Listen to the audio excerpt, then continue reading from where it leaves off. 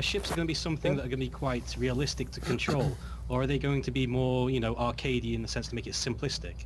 Will we have to have crew members, lower sails and raise sails, or will we just have to press W on our keyboard and left and right? So how complex is our ship thing going to be?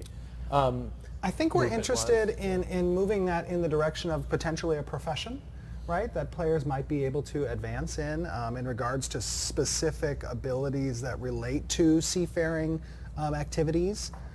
Treasure finding and underwater adventuring, and then, gosh, the stupid thing. He was talking a little bit more about the actual mechanics of the ship. control. Whether it's going to be like a physics-based engine or if it's going to be more arcadey. Got it. Physics is always really tough, right? And especially in an MMO, physics becomes even harder because you have to worry about, making sure all the clients can see what the physics are doing at the same time. So we will probably do a sort of simulation of those physics. We're not going to have wind speed and tacking and kind of really technical sailing. Right, because ultimately, when you start to include those aspects from a physical standpoint, that's when you may start cutting into performance issues on the player's end. Yeah. And we definitely don't want to do that. There's ways to simulate that, as you were describing, without actually including the hard physics of it being rendered. Right. And those types of things you may have seen, in other games that have sea-based stuff. You can have events that occur in the water that will affect the ships around it, but necessarily aren't physical based. Right. You can have ships that move north and south faster than other ships or different directions, or time of day, or stuff like that, without actually having it be rendered out on a physics engine. Right. Right. Yeah. Okay. Sorry, I'm having a. So yeah, we're going to go for a simulated realism. Okay, simulated. That's great. Yeah, good. So in regards to that, what you mentioned there, is that possibly we'll see a naval class, a specific class for naval-based content? I think a Probably naval not profession. a class. It'll be more of a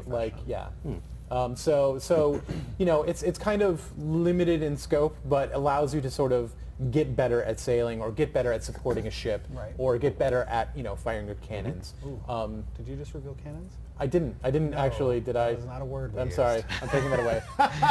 Sorry. The cannons shoot arrows. Great. Oh, it was accidental. Sorry. reveal. Please don't fire me. Don't worry, I think you're safe.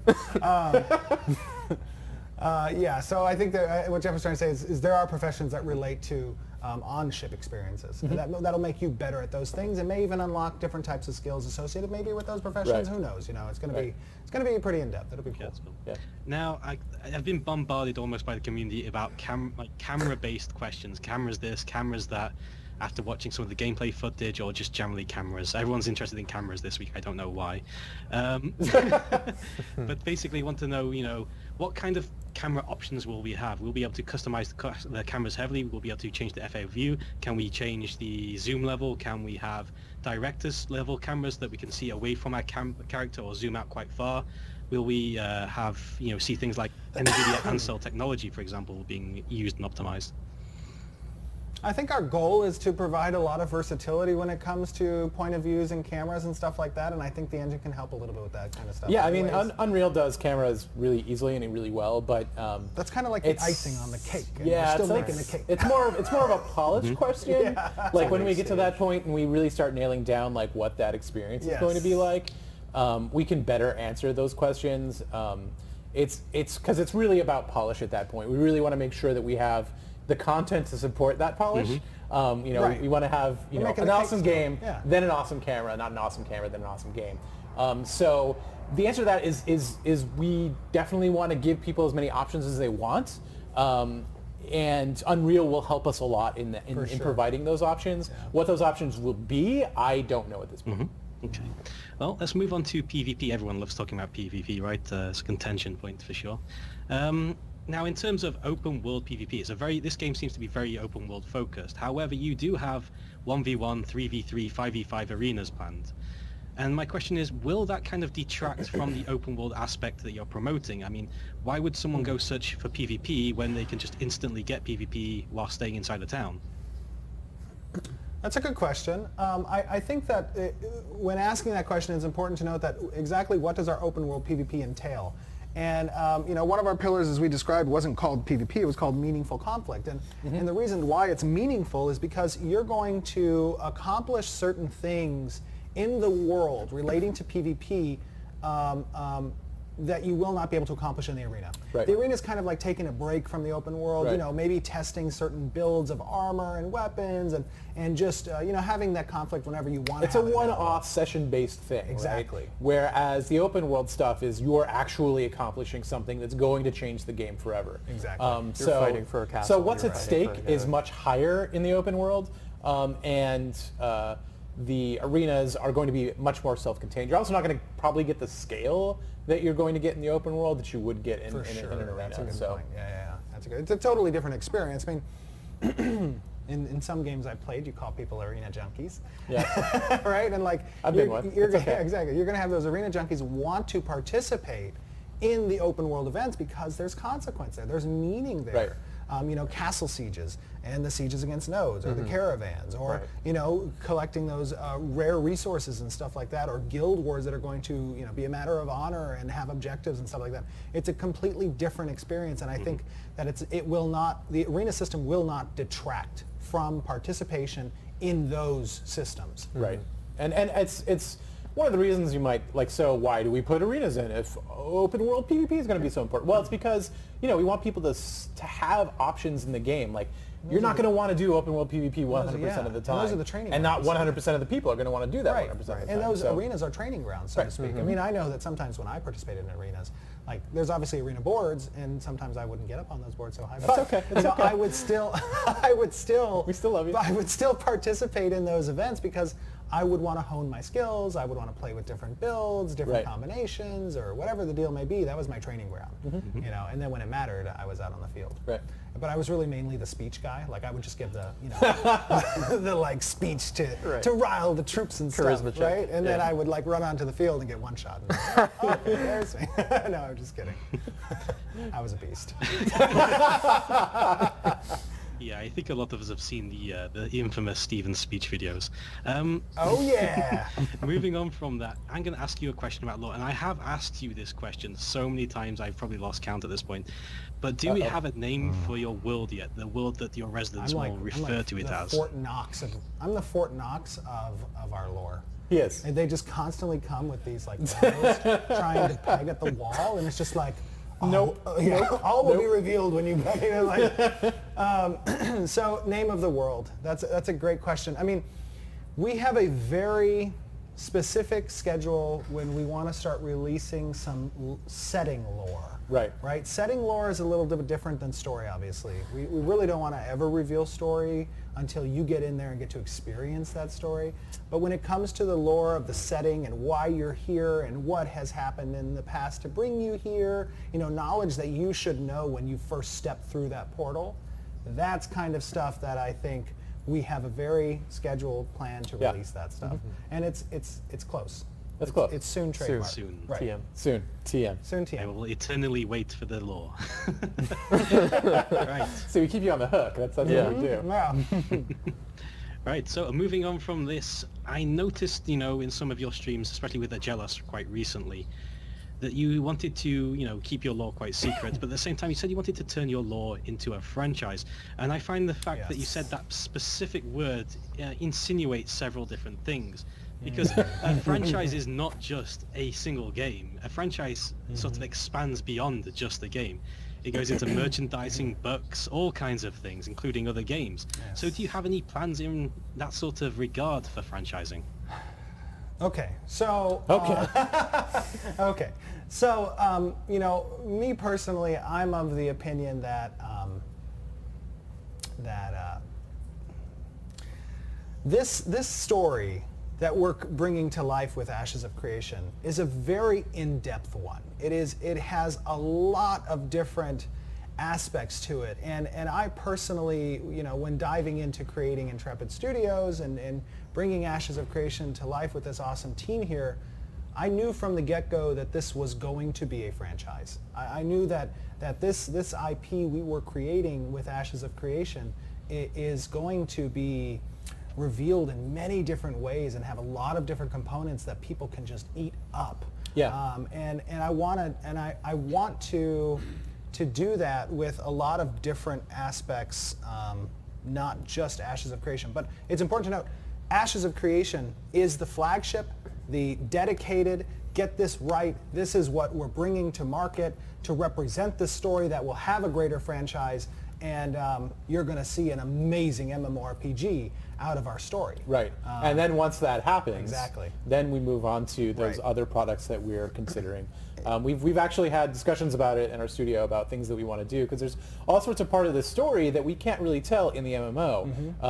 There's timelines that are occurring, in multiple different places that we want to focus on. We want to be able to tell, but we can't just tell within this one game. So And there are heroes and villains that Yeah. we want to focus on and stuff like that, that want to have their story told, but not Right. necessarily can be told in the MMORPG. And it's one of those things that I've always been told as a writer, is to always tell the story of the most interesting time of your characters' lives. And we've got so many different characters, we've got so much time to Right. cover, we can't do that. Right now, Ashes of Creation is the most interesting story we can tell. Absolutely. But then there are plenty of other stories that are great, and I think you guys are going to want to hear once we get to that point. So And the greater the franchise, the more it feeds back into the MMORPG. Right. Right? So like, this is a full scope project, that is going to entail all those different facets. Good. Does that mean we're going to see a Dungeons and Dragons Ashes of Creation edition? Nice. That'd be awesome. That would be awesome. Done that. that would be awesome. Hey, there's a divide though. Is it Pathfinder or D&D? Oh, That's the don't even. question. We don't need to get into don't need that. this Put my vote I'm for not going to take Dungeons and sides there. Dragons Not going to take sides. Right. Okay. So I have watched through a lot of the Q&As. I've been playing catch up this week to try and review all the content, so I haven't asked any repeat questions. And I almost felt sad for a certain group of players recently, because no one has actually asked any questions for the role players. And I know that you, Stephen, yourself are quite a role player, and I know Bard from here as excessive EverQuest roleplay. Excessive. I did hear him. I did hear him say that. Excessive. I would say the exact amount, the appropriate amount. Just the yeah. right. He yeah. enjoys his roleplay content. He really does like that aspect. So, That's true. what kind of elements will you have available for role players to tell their stories, to show their love for RP, how they can express themselves using in-game mechanics and functions? What will you offer them? Well, I think that something that's pretty cool about what we're doing here at Ashes of Creation is we're expanding outside of just your typical adventuring class kind of progression in the game, and we're including things like the utility aspect. In addition to utility, we're also going to include different social interactions and abilities and skills that are going to be possible, like potentially musical playing with different instruments and or dance and storytelling, and having those Easter eggs out in the world Right. for role players to kind of interact with. And It's one of the reasons why we're putting in the social buildings to begin Right, with. yes. We wanted to make sure that there are spaces that players can gather and tell those stories and to share those community experiences, and then to also affect the game too, right? Right. We want somebody to go hang out at an inn, to go maybe find some player-generated quests, Right. to eat some food that somebody else created for them, to spend a couple minutes there, and then Yes. have other people gather and there have as that well. food mean something too, because Right. it took something for that player to make that plate you're eating. Right. Right? Like they had to harvest the potatoes and cull the sheep and get the meat and stuff like that, and then now here's your plate of food, but it means nothing in other games or Right, something. right, You know right. what I mean? Like here we want players from not just a role playing perspective, but yeah, it's going to relate to role playing, to own a part of their identity. If you're a shopkeep, if you're an innkeeper or a cook or a chef, it's not Or just if you another run a dance hall, or if yes, you a theater, whatever the deal may be. These are components that lend to the RPG aspect of the game. Right. It's one thing to make an MMO, it's another thing to play towards that RPG. And I think, role players play an important part of bringing RPG to life for a lot of different players. And nodes too, like when you're a citizen or you're in the government, Exactly. you're forming your own pocket communities that, the role players I think are really going to take advantage of to, make their own identity there. Absolutely. Good. Yeah.